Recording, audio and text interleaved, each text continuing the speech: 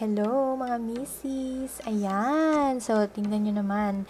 Excited na ba kayo gawin ang napakasarap at sobrang moist na Belgian Crinkles? So, itong Belgian Crinkles na to is bestseller to sa shop natin. Kaya ngayon, ituturo ko sa inyo kung paano gawin. Ayan, kita nyo naman ang moist ng gitna. And then, yung labas or yung pinaka-shell niya is crunchy. Kita nyo naman, yung white na yan, diba? So, moist and dark and chewy inside. Come on, let's get started!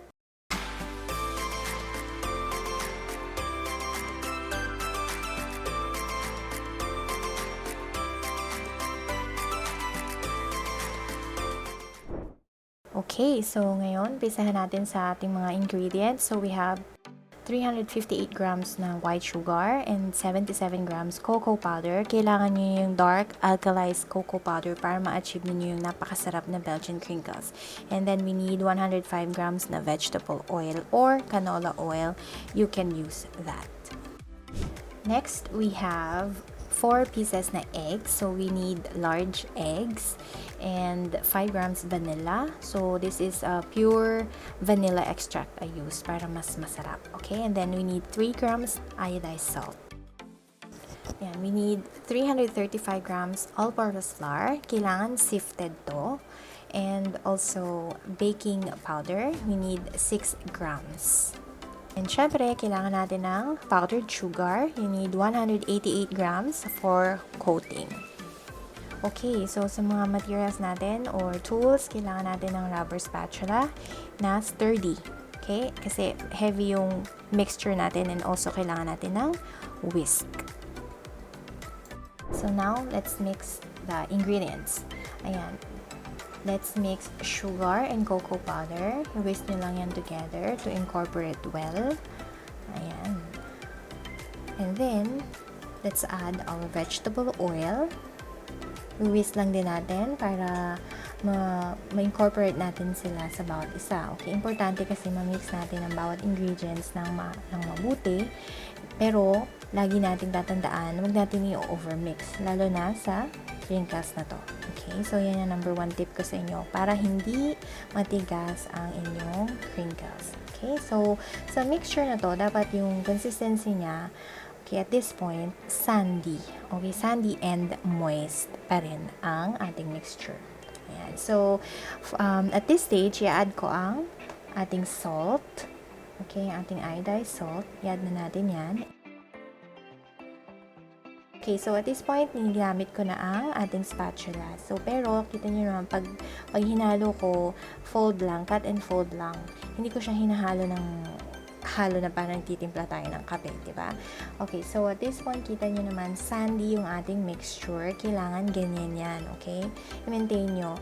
And then, pag mag-a-add tayo ng egg, 1 to 2 eggs at a time. Pwede na yon. Kasi para maiwasan pa rin natin ma-overmix. So, kasi ako ginagawa ko 1 to 2 eggs at a time para minsan ang halo lang. Okay? Ma-lessen ko yung mixture o yung paghalo natin. So, laging cut and fold lang pa rin ang way ng paghalo natin sa ating mixture. Ayan. So, okay. So, ngayon, at this stage, moist na at sticky na yung ating mixture and heavy. Mapapansin nyo yan. So, I hope gawin nyo to sa inyong mga tahanan at gawin nyo yung pang negosyo kasi tiyak na magiging bestseller din to sa inyong lugar. Okay, so ganyan lang ang ating paghalo. Very alalay lang ako. Sobrang alalay lang sa paghalo. Hindi ko siya ino-overmix. Laging cut and fold lang. Laging scrape mo din yung mga sides and bottom of your bowl. So, ayan. Ayan. So, dapat ganito ang ating mixture. Very smooth. And now, let's add our vanilla. Our pure vanilla extract. So again, cut and fold, scrape the sides and bottom of your bowl para yung mga nasa ilalim, hindi natin maiwan. Okay? Ayan. Now, ang ating all-purpose flour and isi-sift ko ngayon ang ating baking powder dito. Okay? Ayan, kasi lahat kailangan ma-sift natin para make sure mga lumps or mga anything na hindi naman kanais-nais na maidagdag sa ating mixture ay maidagdag. Okay, so para maiwasan natin yan. Alright, so now let's put our flour ingredients sa ating chocolate mixture, sa ating cocoa mixture. Okay, so ngayon, ang pag-mix natin ito, same lang na cut and fold. So, hindi ko siya hinahalo. Again, hindi ako naghahalo or parang nagtitimpla ng kape or ano man. So, laging scrape ko yung side, yung bottom, and cut and fold. So, lagi ko yung sasabihin dito sa video na to para hindi nyo makalimutan. Okay, so tiyaga lang. Kailangan tiyagain lang natin to. At this point kasi, kailangan, hindi pa siya hydrated eh. So, hanggang ma-hydrate na yung ating mixture, so, okay na siya. So, ganito ang kakalabasan. Pagka ni-store ko siya, kasi kailangan natin tong i-keep muna for 4 hours or up to 20. Ako ginagawa ko 24 hours at mas manuot ang lasa. Kumbaga, parang nagmamarinate lang yan tayo ng mga liempo or kung ano man, or barbecue. So, same goes dito sa ating Belgian Crinkles. So, yun yung isa rin next na tip or secret ko sa aking Belgian Crinkles. So, ni-store ko siya ng up to 24 hours. So, pag may mga orders, so, ayan, mag-mix na ako ng marami para siguradong ma-store ko na siya. Even, sobra pa siya sa 24 hours kasi mas masarap, mas magiging malasa. Okay, so cling wrap ko lang siya. 3 wrap is okay na. And then, fini-freeze ko lang. Kailangan freezer para mas safe siyang i-store. Okay. Ayan, so just like the cookies. So, cookies, pwede mo rin siyang i-wrap and store and keep them for longer hours or up to 1 month.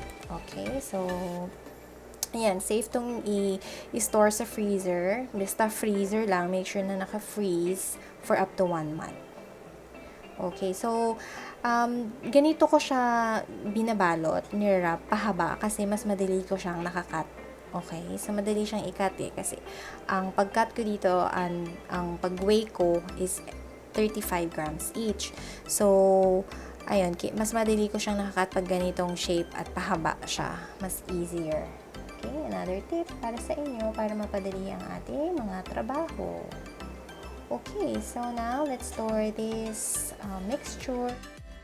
Ayan, so ngayon, papakita ko, meron na akong natapos na or na-store na this is 24 hours na siyang naka-freezer. So ngayon, papakita ko kung paano ko siya kinakat. So see how easy, pagka ganito mo siya ni-wrap or ni-store, madali mo na lang siyang ma-divide or makakat.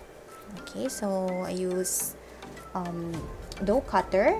So, ayan, naubusan ako ng gloves kaya nag-improvise ako ngayon. So, plastic yan. Hirap ko lang sa kamay ko. Okay, so, ayan. So, ganito ko lang siya ikakat. Cut lang siya and then weigh na 35 grams each. Okay, so, and diretso yan. Pagka weigh nyo, diretso siya sa powdered sugar. Ayan, so, roll lang siya. I-press nyo lang or i-mold nyo lang siya sa kamay nyo.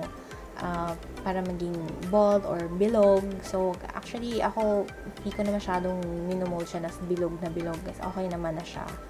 Dahil nga, yung sa pag-store ko, so, ganito na siya, na nirap natin na ng ganyan. So, pabilog na rin siya pag kinat. So, mas madali, diba? Hindi ko na kailangan ng mga scooper or whatnot. Okay, so, line na natin siya sa baking sheet lined with baking paper. So, I use siliconized baking paper. Okay, so line them. So, kasya dito sa aking pan, 12 pieces. So, ito na siya. Binake ko siya ng sa 350 degrees C. And binake ko siya. Ito na, talagang isa pang secret natin para maging moist. Bake mo lang siya ng 8 minutes. Okay? So, 7 minutes muna. And then, baliktarin mo lang siya. Turn mo lang siya sa oven. And then, another 1 minute for total of 8 minutes. So, tingnan nyo. Ito na siya. napakasarap nito guys. So I hope you can try this. Make this at home and also try to sell this para makatulong din. And I hope talagang masubukan nyo at makatulong ito sa mga pangnegosyo. Okay, so ayan. One more try. There you go. Ito na. Ayan na guys. Sobrang sarap nito. Our moist, chewy Belgian Crinkles. So, sobrang moist sa loob. And kita nyo naman yung shell. Sobrang crunchy sa labas. Okay, so thank you for watching. I hope makatulong ang video natin for today sa ating mga pangnegosyo recipe. And please don't forget to like, share, and subscribe. And hit nyo na rin ang notification bell para updated kayo sa mga susunod pa nating video. Happy baking!